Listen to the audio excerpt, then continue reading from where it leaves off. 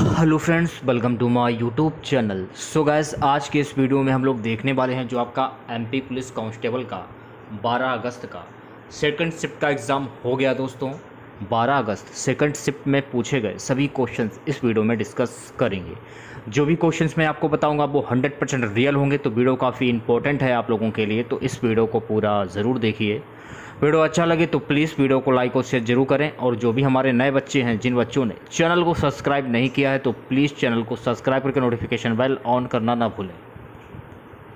तो चलिए वीडियो को स्टार्ट करते हैं। सो गाइस, पहला क्वेश्चन पूछा गया था, केंद्रीय मुद्रा संरक्षण बोर्ड की स्थापना कब हुई थी? तो केंद्रीय मुद्रा संरक्षण बोर्ड की स्थापना दिल्ली में 2009 में केंद्र सरकार के द्वारा की गई थी। अगर पेपर में पूछा जाए कि केंद्रीय मृदा संरक्षण बोर्ड की स्थापना कब हुई थी, तो सन 1953 में केंद्रीय मृदा संरक्षण बोर्ड की स्थापना भारत में मिट्टी के अपरदन और मिट्टी के स्थायी संरक्षण के लिए लिया गया था। तो ये आपको ध्यान रखना है। तो सन 1953 में केंद्रीय मृदा संरक्षण बोर्ड की स्थापना हुई थी, ये आपको ध्यान रखना है, ठीक है। अगर इसके मुख्यालय की अगर हम बात करें तो इसका जो मुख्यालय है नागपुर में है, ये भी आपको फैक्ट ध्यान रखना है, ठीक है। अगले क्वेश्चन की बात करेंगे। अगला क्वेश्चन गाइस पूछा गया था कि ग्रुप 13 के तत्व क्या कहलाते हैं? देखिए, ग्रुप 13 के जो तत्व है ना, बोरोन फैमिली कहलाते हैं। समूह 13 के तत्वों को बोरान परिवार भी कहा जाता है। तत्व बोरान, एल्युमिनियम, गैलियम, इंडियम और थैलियम है, ये भी आपको फैक्ट ध्यान में रखना है। वर्ग 13 के तत्वों का सामान्य इलेक्ट्रॉनिक विन्यास जो है ना NH2NP1 है, ये भी फैक्ट आपको ध्यान रखना है। यहाँ पर आपको एक बात ध्यान में रखना है कि अगर पेपर में पूछा जाए कि गैलियम की खोज किसने की थी, तो देखिए गैलियम की खोज 1875 में फ्रांसीसी रसायनज्ञ पॉल एमिल लेकॉक डी बोइसबॉर्टर ने की थी, ये भी फैक्ट आपको ध्यान रखना है। दूसरी बात, गैलियम का जो परमाणु क्रमांक होता है ना 31 तथा रासायनिक प्रतीक Ga होता है, ये भी फैक्ट आपको ध्यान में रखना है। एक क्वेश्चन देखिए, तानसेन के मकबरे से पूछा गया था। तानसेन का मकबरा कहाँ पर स्थित? तानसेन का मकबरा जो है ना ग्वालियर में स्थित है।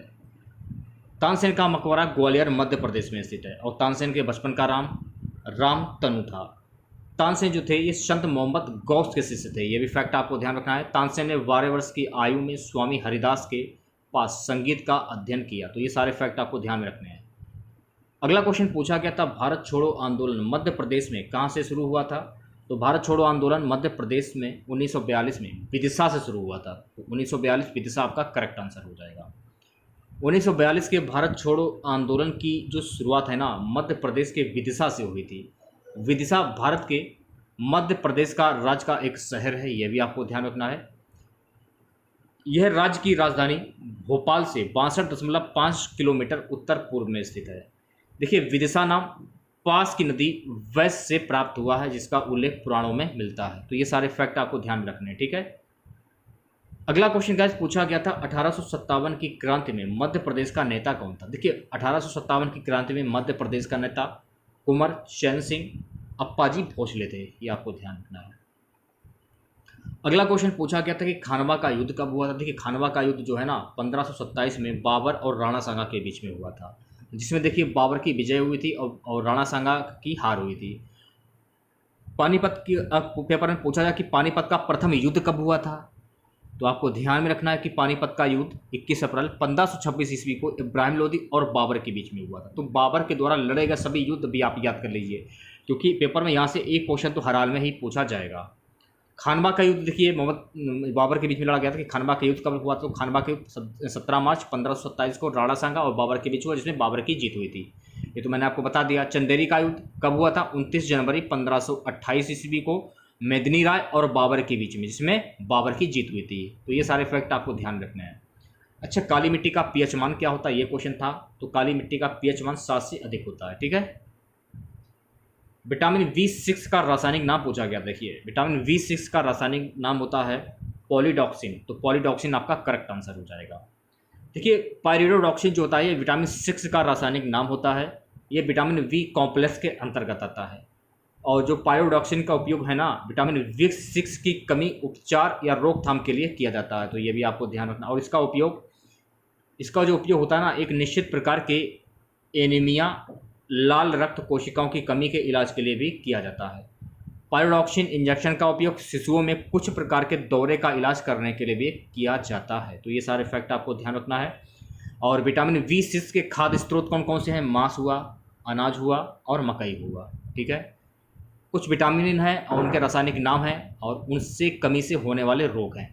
जैसे कि विटामिन B1 का रासायनिक नाम क्या होता है? तो विटामिन B1 का रासायनिक नाम थायमिन होता है और इसकी कमी से कौन सा रोग होता है? बेरी रोग होता है। ठीक है, और विटामिन B2 का रासायनिक नाम क्या होता है? राइबोफ्लेविन। ठीक है, और इसकी कमी से कौन सा रोग होता है? जीभ में सूजन आ जाती है। ठीक है, विटामिन B3 का रासायनिक नाम क्या होता है? नियासिन।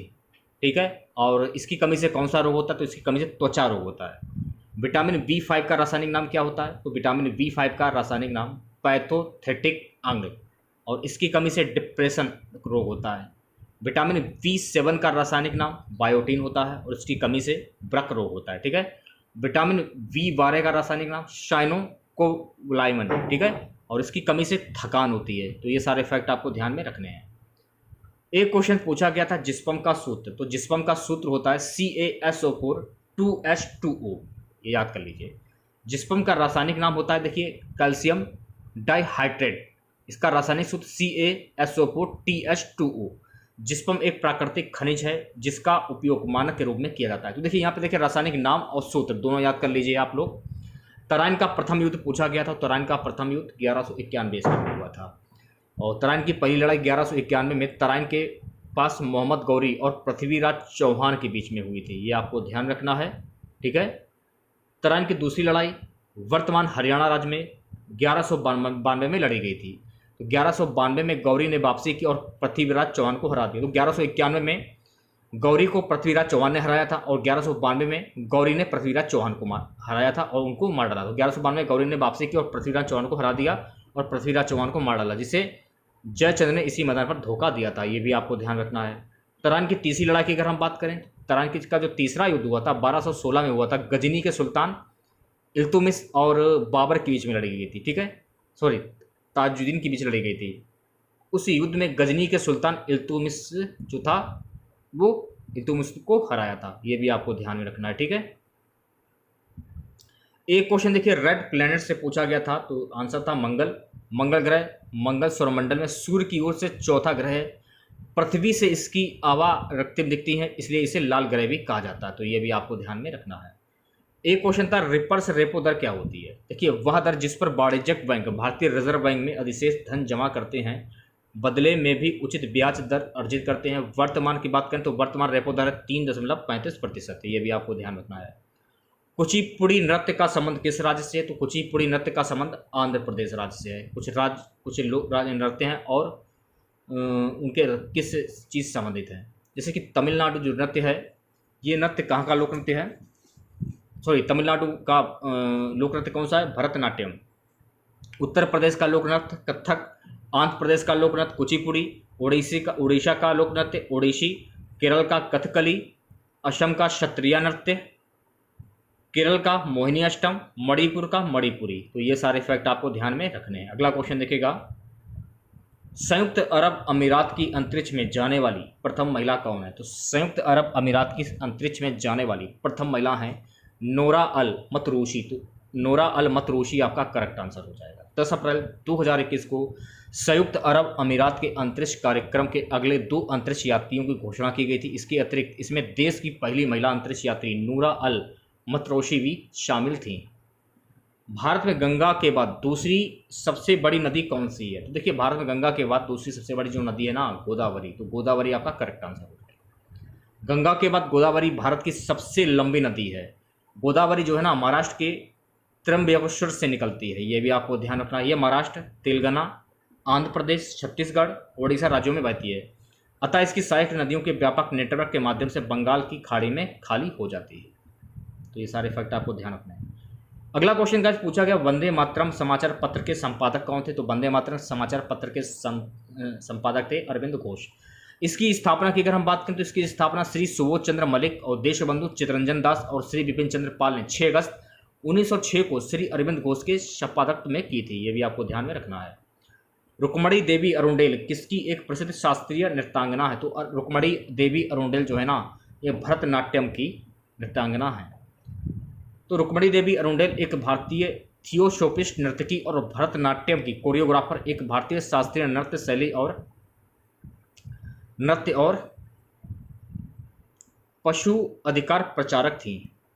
वह भारतीय इतिहास की पहली महिला थी जो देश के सर्वोच्च संसद सदन राज्यसभा के लिए चुनी गई थी। यह भी आपको ध्यान रखना है। दूसरी बार रुक्मणी देवी को इंडिया टुडे के 100 पीपल हु शेप इंडिया में भी नामित किया गया था। यह भी आपको ध्यान रखना है। 1956 में उन्हें पद्म भूषण मिला और 1967 में उन्हें संगीत नाटक अकादमी फेलोशिप मिली। तो ये सारे फैक्ट आपको ध्यान में रखने हैं।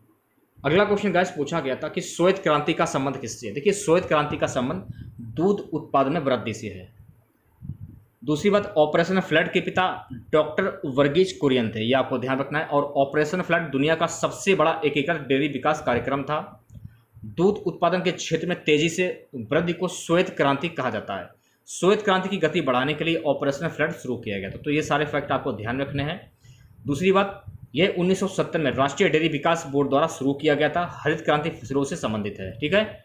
नीली क्रांति मछली से संबंधित है और भूरी क्रांति चमड़ा से संबंधित है। तो ये सारे फैक्ट आपको ध्यान रखना है। अगला क्वेश्चन था कि सत्रिया नृत्य किस राज्य से संबंधित। देखिए, सत्रिया नृत्य जो है ना, ये असम से संबंधित है। ये असम का शास्त्रीय नृत्य है। इसे 15वीं शताब्दी ईस्वी में वैष्णव संत और असम के सुधारक महापुरुष शंकर देव द्वारा प्रस्तुत किया गया था। कुछ नृत्य हैं और राज्य हैं, जैसे कि कथकली और मोहिनी अष्टम जो नृत्य है ना, ये केरल का लोक नृत्य है। भरतनाट्यम तमिलनाडु का लोक नृत्य है। कुचिपुड़ी आंध्र प्रदेश का लोक नृत्य है। कथक उत्तर प्रदेश का है। ओडिसी ओडिशा का है। मणिपुरी मणिपुर का है और सत्रिया नृत्य असम का है। तो ये सारे फैक्ट आपको ध्यान में रखने हैं। विश्व पर्यावरण दिवस कब मनाया जाता है। देखिए, विश्व पर्यावरण दिवस जो है ना, ये 5 जून को मनाया जाता है। 5 जून आपका करेक्ट आंसर हो जाएगा। विश्व पर्यावरण दिवस हर साल 5 जून को मनाया जाता है। ये प्रकृति के बारे में जागरूकता बढ़ाने और उसके महत्व का वर्णन करने के लिए दुनिया भर में मनाया जाता है। विश्व पर्यावरण दिवस की स्थापना 1972 में संयुक्त राष्ट्र महासभा द्वारा स्टॉकहोम सम्मेलन के समय में की गई थी। 2022 के लिए विश्व पर्यावरण दिवस की जो थीम थी ना, ओनली वन अर्थ, और इस कार्यक्रम की मेजबानी स्वीडन द्वारा की जा रही है। तो ये सारे फैक्ट आपको ध्यान में रखने हैं, ठीक है। भारत भवन ये कहाँ पर स्थित है, ये क्वेश्चन था। तो भारत भवन जो है ना, ये भोपाल में स्थित है। तो भारत भवन की अगर हम बात करें तो भारत भवन जो है ना, भारतीय राज्य मध्य प्रदेश के सरकार द्वारा भोपाल में स्थापित और वित्त पोषित एक स्वायत्त बहुकला कॉम्प्लेक्स और संग्रहालय है। ये 1982 में शुरू हुआ। भोपाल के ऊपरी झील के सम्मुख यह एक कला दर्शक दीर्घा, उत्कृष्ट कला कार्यशाला, खुली हवा में रंगभूमि, स्टूडियो, थिएटर, सभागार, आदिवासी संग्रहालय और लोक कला, भारतीय कविता के पुस्तकालय, शास्त्रीय संगीत के साथ साथ लोक संगीत को भी शामिल करता है। अगला क्वेश्चन था कि केंद्रीय मृदा एवं संरक्षण बोर्ड की स्थापना किस वर्ष में की गई थी। तो केंद्रीय मृदा एवं संरक्षण बोर्ड की स्थापना जो है ना, 1954 में की गई थी। ये आपको ध्यान में रखना है। इस क्वेश्चन से रिलेटेड एक्स्ट्रा फैक्ट जान लीजिए। केंद्रीय मृदा और सामग्री अनुसंधान केंद्र CSMRS नई दिल्ली में स्थित है। ये आपको ध्यान रखना है। जल संसाधन, नदी विकास और गंगा संरक्षण विभाग, जल शक्ति मंत्रालय का एक संलग्न कार्यालय 1954 में स्थापित किया गया था। ये आपको ध्यान में रखना है, ठीक है। सो गाइस, अगला क्वेश्चन पूछा गया था कि आवर्त सारणी में समूह में 13 तत्वों को क्या कहा जाता है। तो आवर्त सारणी समूह में 13 तत्वों को कहा जाता है बोरान परिवार। समूह 13 के तत्वों को बोरान परिवार भी कहा जाता है। तत्व बोरान एल्यूमिनियम, गैलियम, इंडियम और थैलियम है। वर्ग 13 के तत्वों का समान इलेक्ट्रॉनिक विन्यास NH2 NP1 है। ये आपको ध्यान रखना है। एक क्वेश्चन गाइस था कि SLR क्या होता है। तो देखिए, SLR की अगर हम बात करें, यह वह दर है जिसके अनुसार बैंकों पर यह बाध्यकारी है कि वह इस दर के अनुसार कैश अपने पास बनाए रखे। यह आपको ध्यान रखना है, ठीक है। एक क्वेश्चन था कि राष्ट्रपति का जो कार्यकाल होता है कब तक का होता है। तो इसके बारे में जान लेते हैं। भारत के राष्ट्रपति को चुनावी कार्यालय द्वारा 5 वर्षों की अवधि के लिए निर्वाचित किया जाता है। राष्ट्रपति बनने के लिए किसी व्यक्ति का भारतीय नागरिक और 35 वर्ष का होना अनिवार्य है। यह आपको ध्यान रखना है। साथ ही उसे सांसद बनने के लिए भी योग्य होना चाहिए। एक क्वेश्चन था कि पेंसिलिन किस कवक से बनाया जाता है। देखिए, antibiotic penicillin green mould penicillin notatum नामक कवक से प्राप्त होता है। यह आपको ध्यान रखना है। फ्लेमिंग ने पहली बार प्रयोगात्मक रूप से पता लगाया था कि पेंसिलिन मोल्ड एक जीवाणुरोधी पदार्थ को स्त्रावित करता है और सबसे पहले इसमें सक्रिय पदार्थ को शामिल किया जाता है, जिसे उन्होंने 1928 में पेंसिलिन का नाम दिया था। तो ये सारे फैक्ट आपको ध्यान में रखने हैं। अगला क्वेश्चन, निकट दृष्टि दोष में किसका प्रयोग किया जाता है। तो भैया, निकट दृष्टि दोष में अवतल लेंस का प्रयोग किया जाता है। निकट दृष्टि दोष में नेत्र का दूर बिंदु अनंत से कम दूरी पर होता है। आंख के इस दोष को दूर करने के लिए ऐसे अवतल लेंस का उपयोग किया जाता है कि अनंत पर रखी गई वस्तु से चलने वाली किरणें इस लेंस से निकलने पर नेत्र के दूर बिंदु में चली हुई प्रतीत हों। अगला क्वेश्चन गाइस था कि जिन पौधों में जड़ तना पत्ती नहीं होती तो यह क्या कहलाती है। जिन पौधों में जड़ तना पत्ती नहीं होती ये बायोफ्राइट्स कहलाती हैं। ठीक है। अगला क्वेश्चन, संविधान सभा में दलित वर्ग में कौन सम्मिलित। देखिए संविधान सभा में दलित वर्ग जो है ना, कुल सदस्यों 389 में से भारत में 299 ही रह गए, जिनमें 229 चुने हुए हैं, वहीं 70 मनोनीत थे, जिनमें कुल महिला सदस्यों की संख्या 15, अनुसूचित जाति के 26 और अनुसूचित जनजाति के 33 सदस्य थे। तो ये सारे फैक्ट आपको ध्यान में रखने हैं। मोहिनी अष्टम किस राज्य का शास्त्रीय नृत्य है। देखिए मोहिनी अष्टम जो है ना, ये केरल राज्य का शास्त्रीय नृत्य है। मोहिनी अष्टम या मोहिनी अष्टम दक्षिण पश्चिम भारत या केरल राज्य का एक अर्थशास्त्रीय नृत्य है। इसकी उत्पत्ति 16वीं शताब्दी में मानी जाती है। मोहिनी के रूप में विष्णु के पुनर्जन्म में महिलाओं द्वारा हिंदू भगवान विष्णु की याद में नृत्य किया जाता है। तो सारे ये फैक्ट आपको ध्यान में रखना है। अगला क्वेश्चन, घगर नदी किस राज्य से में बहती है। देखिए घगर नदी का उद्गम हिमाचल प्रदेश की कालका नामक जगह शिमला के पास शिवालिक की पहाड़ियों से होता है। अर्थात घगर नदी हिमाचल प्रदेश की कालक नामक जगह पर स्थित शिवालिक की पहाड़ियों से निकलती है। ये आपको ध्यान रखना है। ठीक है। देखिए दर्पण से 5 प्रश्न थे, सरलीकरण से 3 प्रश्न पूछे गए थे, चक्रवृद्धि ब्याज से 3 प्रश्न पूछे गए थे और प्रतिशत से 3 से 4 प्रश्न पूछे गए थे। ठीक है।